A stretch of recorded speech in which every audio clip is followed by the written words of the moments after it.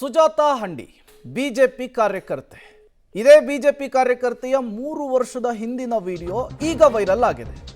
ಹುಬ್ಬಳ್ಳಿಯಲ್ಲಿ ಬಿಜೆಪಿ ಕಾರ್ಯಕರ್ತೆಯನ್ನು ವಿವಸ್ತ್ರಗೊಳಿಸಿ ಹಲ್ಲೆ ಮಾಡಿದಂತಹ ಆರೋಪದ ಪ್ರಕರಣಕ್ಕೆ ಸಂಬಂಧಪಟ್ಟಂತೆ ಬಿಜೆಪಿ ಶಾಸಕ ಮಹೇಶ್ ತೆಂಗಿನಕಾಯಿ ಪ್ರತಿಕ್ರಿಯೆ ಕೊಟ್ಟಿದ್ದಾರೆ.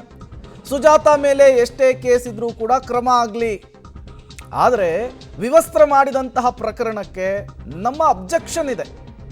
ನಾನು ಈ ವಿಚಾರದಲ್ಲಿ ರಾಜಕೀಯ ಮಾಡ್ತಾ ಇಲ್ಲ ಅಂತ ಹೇಳಿ ಸ್ಪಷ್ಟನೆ ಕೊಟ್ಟಿದ್ದಾರೆ. ಬಿಜೆಪಿ ಶಾಸಕ ಮಹೇಶ್ ತೆಂಗಿನಕಾಯಿ ಕೊಟ್ಟಂತಹ ಹೇಳಿಕೆ, ಸುಜಾತಾ ಹಂಡಿಯವರನ್ನ ವಿವಸ್ತ್ರಗೊಳಿಸಿ ಹಲ್ಲೆ ಮಾಡಿದಂತಹ ಪ್ರಕರಣಕ್ಕೆ ಸಂಬಂಧಪಟ್ಟಂತೆ ಇವತ್ತು ಮಹೇಶ್ ತೆಂಗಿನಕಾಯಿ ನೇತೃತ್ವದಲ್ಲಿ ಪ್ರತಿಭಟನೆಗೂ ಕೂಡ ಪ್ಲಾನ್ ಆಗಿದೆ. ಅದಕ್ಕೂ ಮೊದಲು ಸದ್ಯದ ಬೆಳವಣಿಗೆಗಳ ಬಗ್ಗೆ ಮಾತನಾಡಿದ್ದಾರೆ. ನಿಜಕ್ಕೂ ಕೂಡ ಒಬ್ಬ ಹೆಣ್ಮಗಳನ್ನು ಇಟ್ಕೊಂಡು ರಾಜಕೀಯ ಮಾಡುವಂಥ ಪರಿಸ್ಥಿತಿ ಮಹೇಶ್ ತೆಂಗಿನಕಾಯಿ ಬಂದಿದೆಯಾ ಅಂತ ನೋಡಿ. ಈ ರೀತಿಯಾಗಿರ್ತಕ್ಕಂಥ ಪರಿಸ್ಥಿತಿ ಪಾಪ ಕಾಂಗ್ರೆಸ್ ಪಾರ್ಟಿಗೆ ಬಂತು ಇವತ್ತು. ಭಾಳ ದುರ್ದೈವದ ಸಂಗತಿ.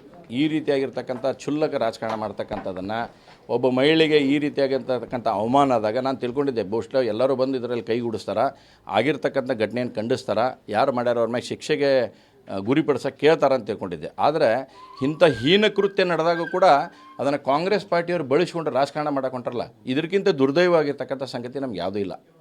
ಭಾಳ ದುರ್ದೈವದ ಸಂಗತಿ ಇವತ್ತು. ಇಷ್ಟು ಈ ರೀತಿಯಾಗಿರ್ತಕ್ಕಂಥ ಅವಮಾನ ಒಬ್ಬ ಮಹಿಳೆಗೆ ಆಗೈತಿ, ಇಡೀ ರಾಜ್ಯ ತಲೆ ತೆಗಿಸ್ತಾ ಇಡೀ ದೇಶ ನೋಡ್ತಾ ಇದೆ ಇವತ್ತು. ಅಂದರೆ ಕಾಂಗ್ರೆಸ್ ಪಾರ್ಟಿಯ ಮಕ ಏನು ಅನ್ನೋಂಥದ್ದು ಇದರಲ್ಲಿ ಭಾಳ ಸ್ಪಷ್ಟವಾಗಿ ಕಾಣುತ್ತೆ. ಇಂಥ ಹೀನ ಕೃತ್ಯದಲ್ಲೇ ಬೇಳೆ ಬೇಯಿಸ್ಕೊಳ್ತಕ್ಕಂಥ ಕೆಲಸವನ್ನು ಕಾಂಗ್ರೆಸ್ ಪಾರ್ಟಿ ಮಾಡುತ್ತೆ. ಅವ್ರು ಹೇಳೋದೇನೆಂದರೆ ನೀವು ಎಂಥ ಮಹಿಳೆಗೆ ಸಪೋರ್ಟ್ ಮಾಡ್ತೀರಿ ಅಂತ ವಿಡಿಯೋ ರಿಲೀಸ್ ಮಾಡಿದ್ದಾರೆ ಸರ್. ಆ ವಿಡಿಯೋ ಬಗ್ಗೆ ಏನಿದೆ ಸರ್? ನೋಡಿ, ನಾನು ಭಾಳ ಸ್ಪಷ್ಟವಾಗಿ ಹೇಳೋಕ್ಕೆ ಇಚ್ಛೆಪಡ್ತೀನಿ, ಆ ವಿಡಿಯೋಕ್ಕೂ ನಮಗೆ ಸಂಬಂಧ ಇಲ್ಲ. ಮತ್ತು ಪಾಪ ಅವ್ರು ವಿಡಿಯೋ ರಿಲೀಸ್ ಮಾಡಿದವ್ರಿಗೆ ಒಂದು ಅರ್ಥ ಆಗಿಲ್ಲ.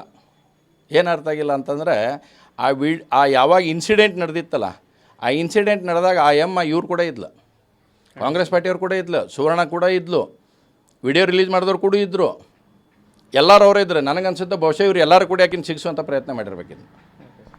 ರಾಜ್ಯಾದ್ಯಂತ ವಿಚಾರವಾಗಿ ಹೇಳಿದರೆ ಸರ್, ಇಲ್ಲಿ ಕೂಡ FIR ಆಗಿದೆ, ಅಲ್ಲಿ ಕೂಡ FIR ಆಗಿದೆ, ಇವರು ಬಂಧನ ಮಾಡಿದ ರೀತಿ ಸರಿಯಿಲ್ಲ. 101% ನಾನು ಇದಕ್ಕೆ ಭಾಳ ಸ್ಪಷ್ಟವಾಗಿ ಇರೋದು ಮಾಡ್ತೀನಿ. ನಿನ್ನೆ ನಮ್ಮ ಜಿಲ್ಲಾಧ್ಯಕ್ಷರು ಕೂಡ ಇದ್ರ ಬಗ್ಗೆ ಸ್ಪಷ್ಟನೆಯನ್ನು ಕೊಟ್ಟಿದ್ದಾರೆ. FIR ಏನ್ರಿ ಎಲ್ಲರ ಮೇಲೆ ಒಂದಾಗುತ್ತೆ, ಬೇರೆ ಬೇರೆ ಟೈಪ್ ಆಗುತ್ತೆ.